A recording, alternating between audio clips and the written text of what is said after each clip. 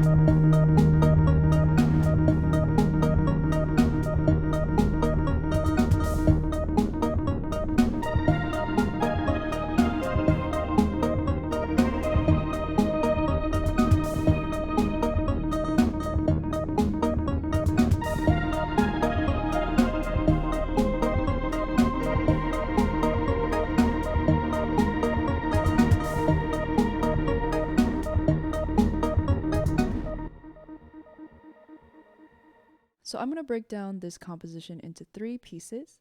The first piece will be kind of the more ethereal moment in the very beginning. The second part will be the transition from that into the more cyberpunk space.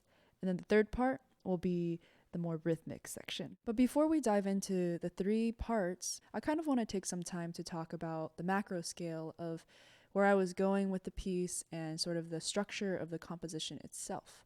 So the first instrument I actually reached for was the impressionist. And this instrument is really beautiful. It sustains through. It's really ambient. And if you notice the MIDI samples,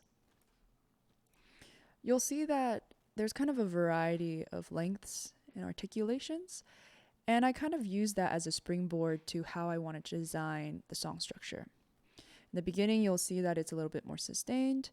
In the middle, it's a little bit of both. And then towards the tail end, it is mostly short and rhythmic. I kind of use that as the foundation for the entire piece and how I decided to use the rest of the instruments. And so let's talk about the first part.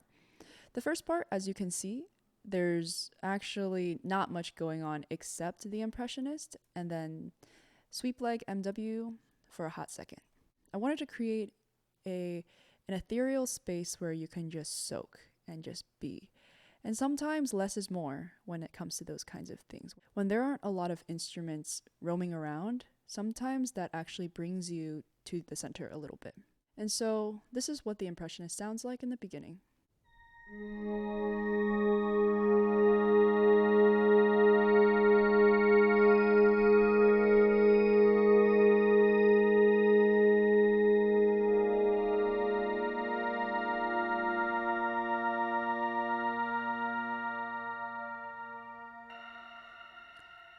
The chords are moving, but very slowly, kind of like glue.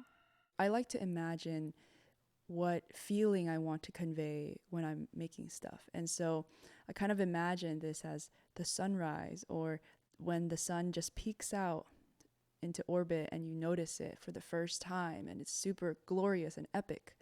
I was pretty happy to just have one instrument in the very beginning, but I wanted to leave a trace of cohesion in this first part in relation to the latter half. So then I went to the sweep leg MW. This is what that sounds like.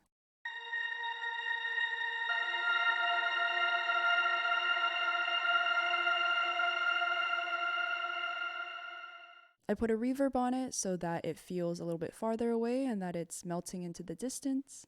But there is a reason why I chose these 2 notes specifically. Not just because it fit nicely with the chord progression in Impressionist, it was also because later when I used this same instrument in a more rhythmic fashion, these are the first two notes that I use as well. I'm trying to give the audience sort of a heads up of what's to come later. So we're just sitting in this really nice warm bath, but I want to start to transition our ears to something more rhythmic. The one I chose to be the lead line is somewhere in the middle, called Filter MW Lead, and this is what that sounds like.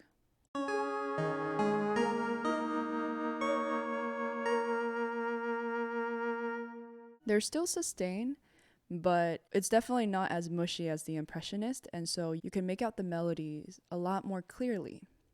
And then on the bottom, I layer it with vibey, which sounds like this. I chose to use it as sort of more of the bass because in a lower frequency, it doesn't feel as aggressive. So it kind of gives our ears a little bit of a warm up before we enter the fully rhythmic section. And just a little bit of an insight of why I chose the notes that I did choose for Filter MW Lead. I think what influenced that was actually this one small snippet in The Impressionist that goes like this.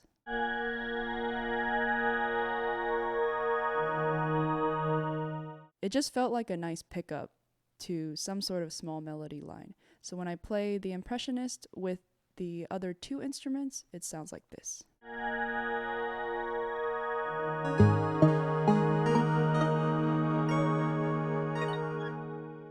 I really like the feeling of two contrasting timbres talking to each other. I would say that these last three notes in vibey kick-started the snowball effect into the rhythmic section. And the reason I say that is because the final note that I end on here is actually a B flat. I also use the B flat as my first note in Orca Costume. Because they're using the same note, it's almost like I've passed the baton from one to another. And it feels like things are snowballing because Orca Costume sounds like this.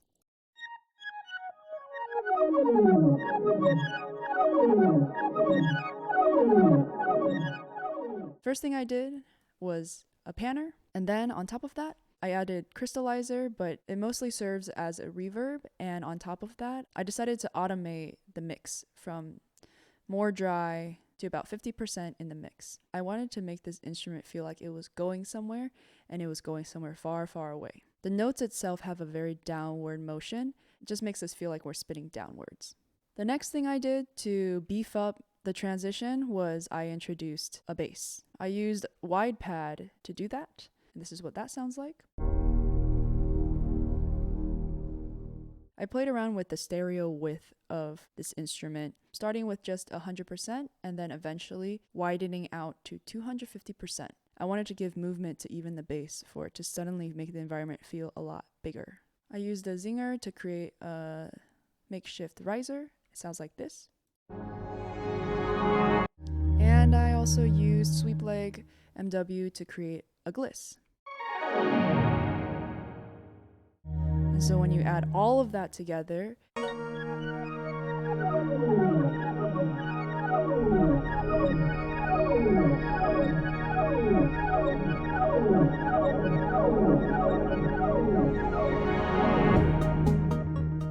now we are in phase 3, the rhythmic section. In the rhythmic section, the bass continues on, just holding the note, and this is when vibey becomes more consistent. I also use Filter MW, but put an arpeggiator on it.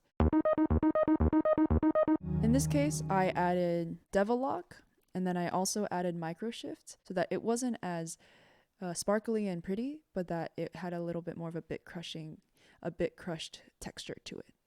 And then I used another one of our presets called Fat Beats, which utilizes the drum loops in this instrument. I chopped it up a little bit because I wanted to time where the fills were.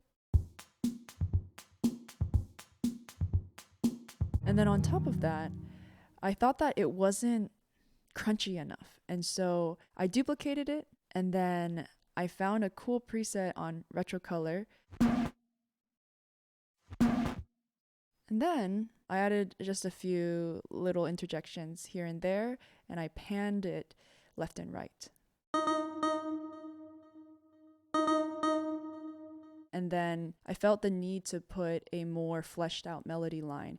And so going back to the fact that I already introduced the first 2 notes in the beginning, I created a melody line that started like that as well.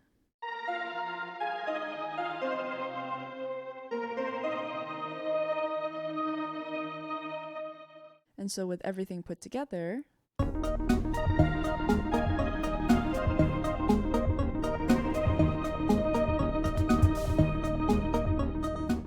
you'll notice that the impressionist is still present throughout the entire piece. I wanted the ambience to maintain throughout the entire demo.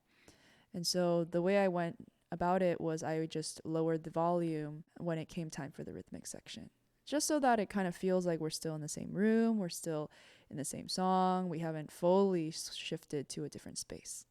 So that's pretty much it for this demo. Some of the big takeaways that I got when I was making this was the fact that the instruments themselves can inspire you to create something that you never would have imagined, actually. I initially had gone in thinking that I was going to make something really beautiful and elegant, but as I played around with more and more of the presets, I noticed that I was being inspired into a different direction, and so I decided to follow that feeling, and it somehow feels like I learned something new through it. I think that is kind of the beauty of music, where you not only get the opportunity to create beautiful things, but you also, as the maker, get to experience new things as well. So again, I hope that this was helpful and that it inspires you in your next project. Thanks again for listening, and I'll see you in the next one.